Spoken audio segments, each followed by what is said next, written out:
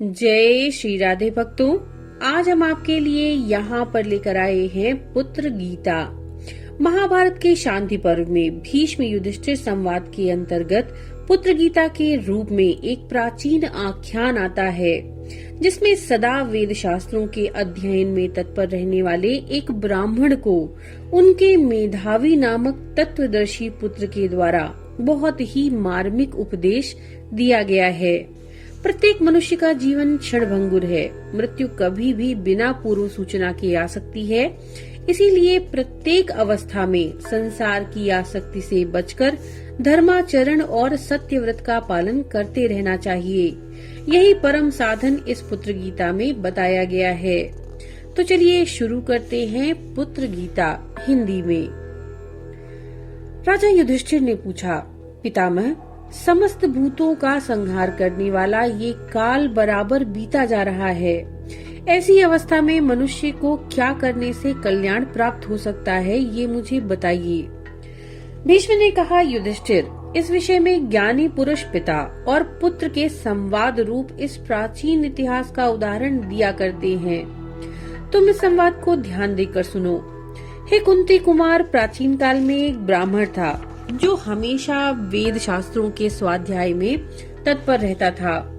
उनके एक पुत्र हुआ जो गुण से तो मेधावी था ही, नाम से भी मेधावी था। वह मोक्ष, धर्म, अर्थ में कुशल और लोक तत्व का अच्छा ज्ञाता था। एक दिन उस पुत्र ने अपने स्वाध्याय परायण पिता से कहा, पिताजी, मनुष्यों की आयु तीव्र गति से बीती जा रही है। ये जानते हुए धीर पुरुष को क्या करना चाहिए? आप मुझे उस यथार्थ उपाय का उपदेश कीजिए जिसके अनुसार मैं धर्म का आचरण कर सकूं। पिता ने कहा, बेटा, द्विज को चाहिए कि वो पहले ब्रह्मचर्य व्रत का पालन करते हुए संपूर्ण वेदों का अध्ययन करे, फिर गृहस्थाश्रम में प्रवेश करके पितरों की सद्गति के लिए पुत्र पैदा करने की इच्छा करे, विधि पूर्वक त्रिविध अग्नियों की स्थापना करके यज्ञों का अनुष्ठान करे, तत्पश्चात वानप्रस्थ आश्रम में प्रवेश करे, उसके बाद मौन भाव से रहते हुए सन्यासी होने की इच्छा करे। ये सुनकर पुत्र ने कहा, पिताजी, ये लोक जब इस प्रकार से मृत्यु द्वारा मारा जा रहा है, जरा अवस्था द्वारा चारों ओर से घेर लिया गया है, दिन और रात सफलता पूर्वक आयु क्षय रूप काम करके बीत रहे हैं, ऐसी दशा में भी आप धीर की भांति कैसी बातें कर रहे हैं? पिता ने पूछा, बेटा, तुम मुझे भयभीत सा क्यों कर रहे हो? बताओ तो सही, ये लोग किसके मारा जा रहा है? किसने इससे घेर रखा है? और यहाँ कौन से ऐसे व्यक्ति हैं जो सफलता पूर्वक अपना काम करके व्यतीत हो रहे हैं? पुत्र ने कहा, पिताजी, देखिए, ये संपूर्ण जगत मृत्यु के द्वारा मारा जा रहा है। बुढ़ापे ने इसे चारों ओर से घेर लिया है और ये दिन रात ही वे व्यक्ति हैं जो सफलता पूर्वक प्राणियों की आयु का अपहरण स्वरूप अपना काम करके व्यतीत हो रहे हैं। इस बात को आप समझते क्यों नहीं? ये अमोघ रात्रियां नित्य आती हैं और चली जाती हैं।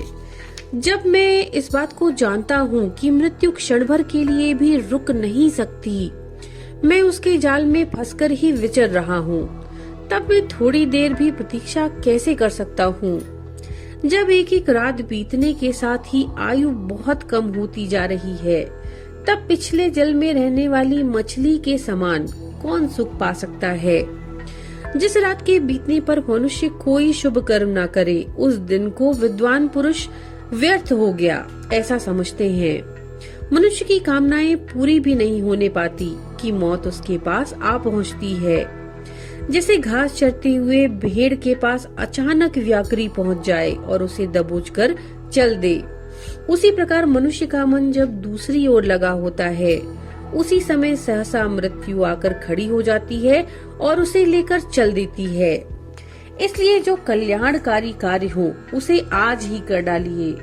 आपका ये समय हाथ से निकल न जाए, क्योंकि सारे काम अधूरे ही पड़े रह जाएंगे और मौत आपको खींच ले जाएगी।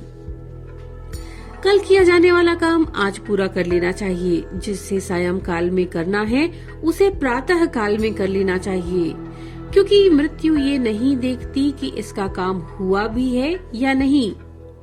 कौन जानता है कि किसका मृत्यु काल आज ही उपस्थित होगा। संपूर्ण जगत पर प्रभुत्व रखने वाली मृत्यु जब किसी को हर कर ले जाना चाहती है तो उसे पहले से निमंत्रण नहीं भेजती। जैसे मछेरे चुपके से आकर मछलियों को पकड़ लेते हैं, उसी प्रकार मृत्यु भी अज्ञात रहकर ही आक्रमण करती है। युवावस्था में ही सबको इसीलिए धर्म का आचरण करना चाहिए, क्योंकि जीवन निसंदेह अनित्य है। धर्माचरण करने से इस लोक में मनुष्य की कीर्ति का विस्तार होता है और परलोक में भी उसे सुख मिलता है। जो मनुष्य मोह में डूबा हुआ है वही पुत्र और स्त्री के लिए उद्योग करने लगता है और करने तथा न करने योग्य काम करके इन सब का पालन पोषण करता है। जैसे सोए हुए मृग को बाघ उठाकर ले जाता है, उसी प्रकार पुत्र और पशुओं से संपन्न उन्हीं में मन को फंसाए रखने वाले मनुष्य को एक दिन मृत्यु आकर उठा ले जाती है। जब तक मनुष्य भोगों से तृप्त नहीं होता, संग्रह करता रहता है, तभी तक ही उसे मौत आकर ले जाती है, ठीक वैसे ही जैसे व्याघ्र किसी पशु को ले जाता है। मनुष्य सोचता है कि ये काम पूरा हो गया, ये अभी करना है, ये अधूरा है। इस प्रकार चेष्टा जनित सुख में आसक्त हुए मनुष्य को काल अपने वश में कर लेता है। मनुष्य अपने खेत, दुकान, घर में फंसा रहता है। उसके द्वारा किए हुए कर्मों का फल मिलने भी नहीं पाता। उसके पहले ही उस कर्मासक्त मनुष्य को मृत्यु उठा ले जाती है। कोई दुर्बल हो, बलवान हो, शूरवीर हो, डरपोक हो या मूर्ख हो या विद्वान हो, मृत्यु उसकी सभी कामनाओं के पूर्ण होने से पहले ही उसे उठा ले जाती है। पिताजी, जब इस शरीर में मृत्यु, जरा, व्याधि, अनेक कारणों से होने वाले दुखों का आक्रमण होता है, तब आप स्वस्थ होकर क्यों बैठे हैं? देहधारी जीव के जन्म लेते ही अंत करने के लिए मौत और बुढ़ापा उसके पीछे लग जाते हैं। ये समस्त चराचर प्राणी इन दोनों से बंधे हुए हैं। ग्राम तथा नगर में रहकर जो स्त्री पुरुष आदि में आसक्ति बढ़ाई जाती है, ये मृत्यु का मुख ही है। जो वन का आश्रय लेता है, ये इंद्रिय रूपी गौओं को बांधने के लिए गौशाला के समान है, ऐसा श्रुति का कथन है। ग्राम में रहने पर वहाँ के स्त्री पुरुष आदि विषयों में जो आसक्ति होती है, ये जीव को बांधने वाली रस्सी के समान है। पुण्यात्मा पुरुष ही इसको काटकर निकल पाते हैं, पापी पुरुष इसे नहीं काट पाते। जो मनुष्य मन, वाणी और शरीर रूपी साधनों के द्वारा प्राणियों की हिंसा नहीं करता, उसकी भी जीवन और अर्थ का नाश करने वाले हिंसक प्राणी हिंसा नहीं करते। सत्य के बिना कोई भी मनुष्य सामने आते हुए मृत्यु की सेना का कभी सामना नहीं कर सकता। इसलिए असत्य का त्याग करना चाहिए, क्योंकि अमृत तत्व सत्य में ही स्थित है। मनुष्य को सत्य व्रत का आचरण करना चाहिए, सत्य योग में तत्पर रहना और शास्त्र की बातों को सत्य मानकर श्रद्धा पूर्वक सदा मन और इंद्रियों का संयम करना चाहिए। इस प्रकार सत्य के द्वारा ही मनुष्य मृत्यु पर विजय पा सकता है। अमृत और मृत्यु दोनों इस शरीर में ही स्थित है। मनुष्य मोह से मृत्यु को और सत्य से अमृत को प्राप्त होता है। अतः अब मैं हिंसा से दूर रहकर सत्य की खोज करूंगा। काम और क्रोध को हृदय से निकालकर दुख और सुख में समान भाव रखूंगा। सबके लिए कल्याणकारी बनकर देवताओं के समान मृत्यु के भय से मुक्त हो जाऊंगा।